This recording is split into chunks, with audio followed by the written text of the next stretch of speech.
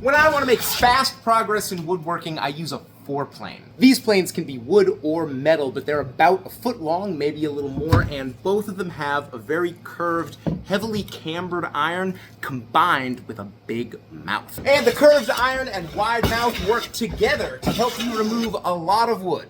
Fast. But weirdly, there's also a much shorter plane that does the exact same job. Stanley made its own scrub plane, the number 40, but a lot of people just take a smoothing plane like this one and convert it to a scrub by grinding the blade in that curved shape. But there's even another alternative, which is getting a European scrub plane. Turns out the Europeans probably invented this thing. This plane was purpose-built to be a scrub. Big mouth, curved iron, and you can tell it was made as a scrub because the iron is very narrow, usually an inch or an inch and a quarter wide. And they work great. That narrow iron is very easy to push. They're short, which is easy to push. They're made of wood, which is easy to push, and they're small, which means they're easy to store. And that narrow blade makes it especially good for traversing, going across the board like this to take advantage of the grain's weakness in this direction. So clearly the scrub is the superior tool for rough work. Well, not so fast. I actually prefer the 4-plane, even though it's heavier, even though it's harder to push, even though it takes up more space,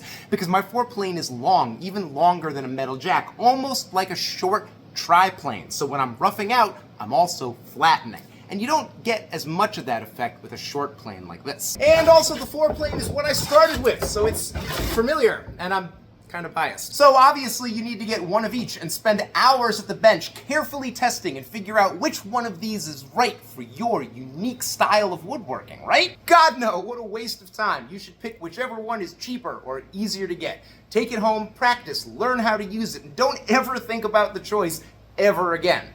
Of course, I am assuming that your hobby is woodworking rather than aimless f***ing around in the shop. If that's your thing, go nuts.